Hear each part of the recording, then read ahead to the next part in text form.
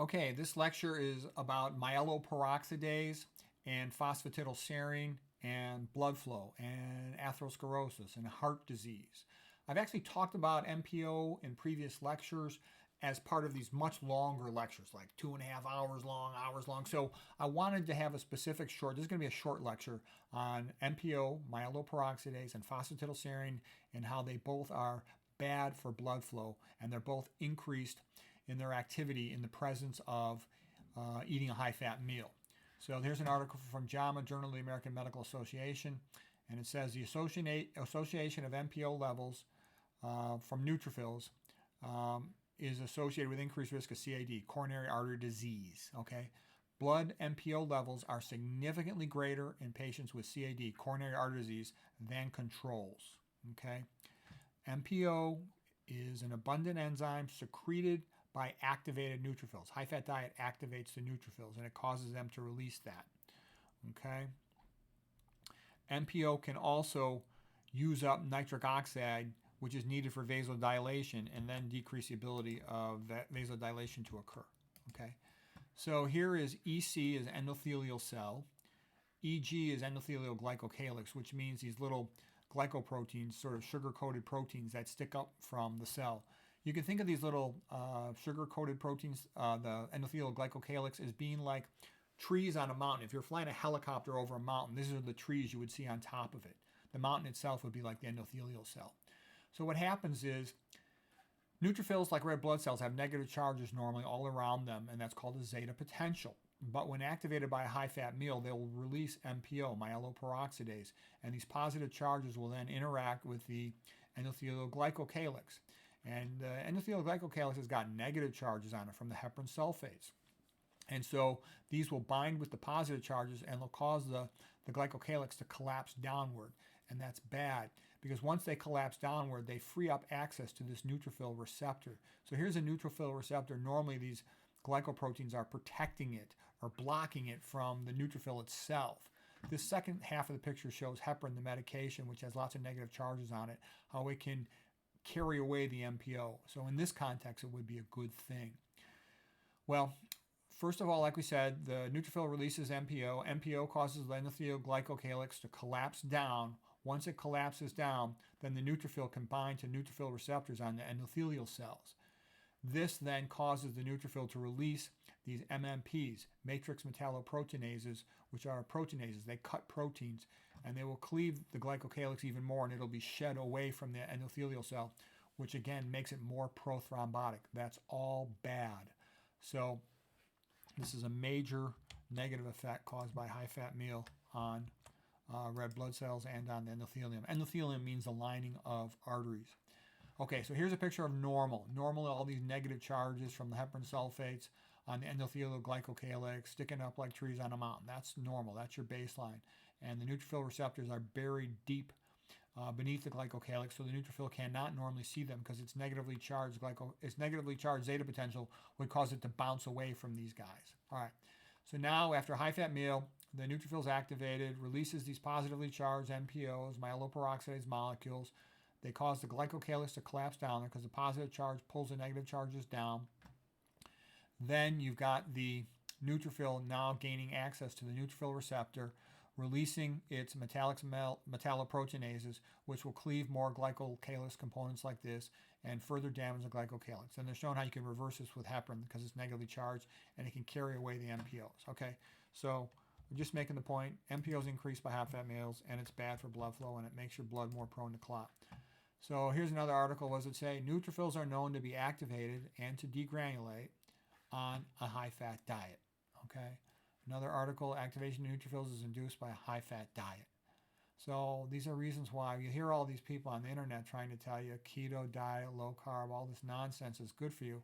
How could it be good for you if it's damaging your red blood cells, it's damaging your arterial lining cells, your endothelium? It's not, okay?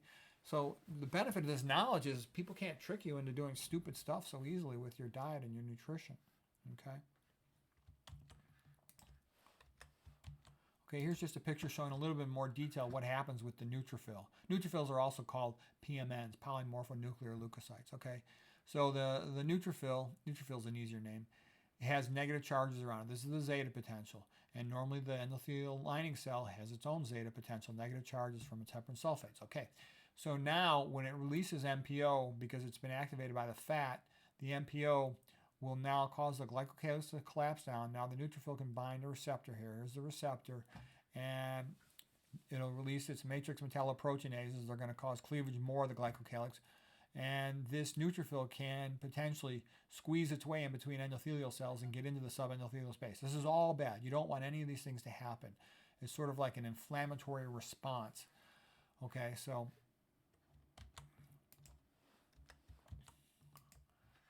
like we said, the MPO is made by the neutrophils. Cationic means positive. I remember a cat purrs, so that's how I remember. Cation is positive. Anionic is negatively charged. Okay, I just remember it has the letter N in the beginning of the word for a negative and has a negative charge on it.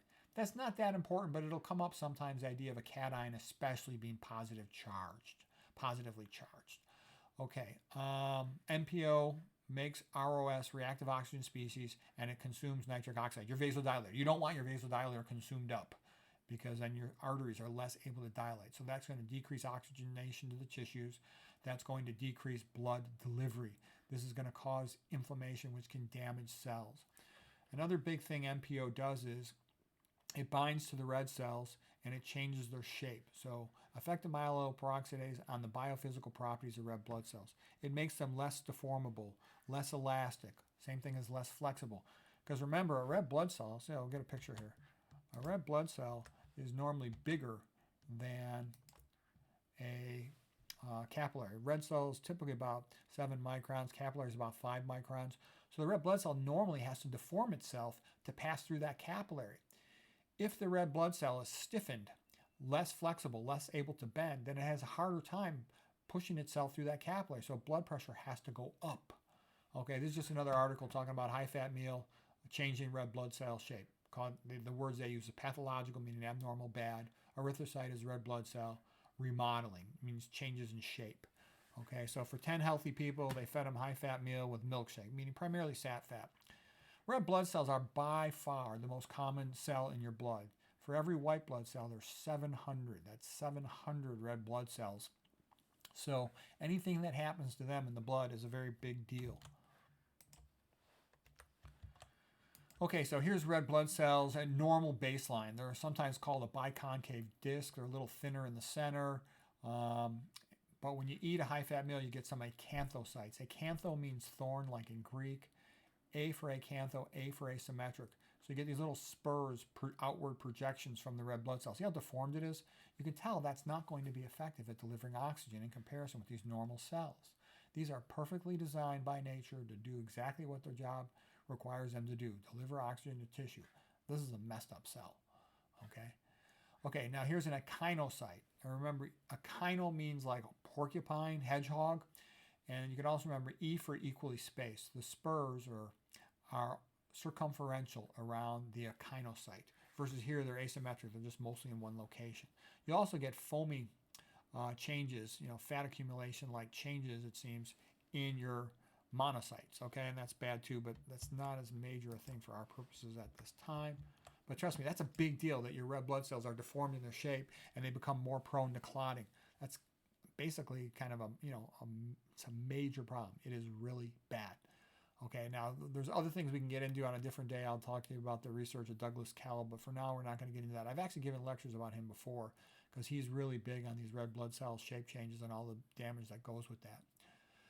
Okay, now we're going to talk about the next topic with regard to red blood cells after high-fat meal, and this is phosphatidylserine. Phosphatidylserine is primarily initially in a young red blood cell located on the inner leaflet of the plasma membrane. The plasma membrane circles the entire outer surface of a red blood cell, and the phosphatidylserines will flip at a more rapid rate to the outer leaflet of that plasma membrane. Okay, and so what happens when you have more PS for phosphatidylserine in the outer leaflet?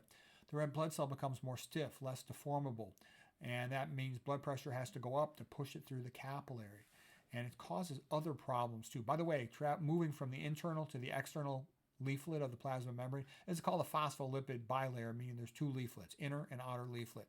So externalization is to flip into the external leaflet of the plasma membrane. In addition, these phosphatidylserines, they're now on the outer surface. They will interact with receptors on the EC, the endothelial cell. They'll bind with a so-called RAGE, or RAGE receptor. This means receptor for advanced glycation end products. We talked about the large amounts of advanced glycation end products that come from diabetes, as well as from eating high-fat meals with a lot of meat in them, okay? In general, foods that are high in fat and animal products and proteins, they have more advanced glycation end products ingested by when you eat them. So there's two main ways you get AGEs: from eating high-fat, high-meat foods, and from diabetes. Okay, the next thing is PSR. So PSR means phosphatidylserine receptor. Both of these receptors are on the endothelial cells and can bind to the red blood cell phosphatidylserines in the outer leaflet. Okay, so you don't want that. It makes your blood more prothrombotic. Prothrombotic means more prone to clotting. That's bad, okay? It makes them stiffer, less deformable. So blood pressure has to go up. Higher blood pressure increases risk of atherosclerosis development, meaning also heart attacks and stroke. Okay, then briefly, I just mentioned heparin. It has a lot of negative charges, so it's the opposite of myeloperoxidase, and it helps to come in all these negative charges when it's given as a medication in the appropriate setting. It'll break apart these interactions of MPO, and it'll get the blood to not stick together. Okay, that's what you want. It's like introducing an increased zeta potential.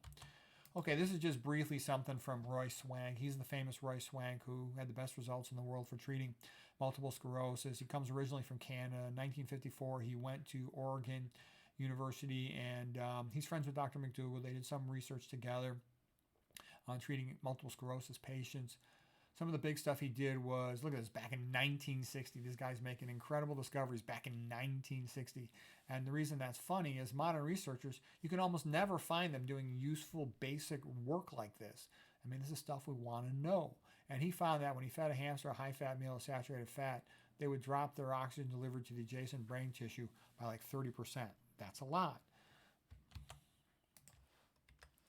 Okay, so anyways, that was the lecture. I hope that was helpful. And the whole point of it was a high-fat meal does some major bad things to your blood flow.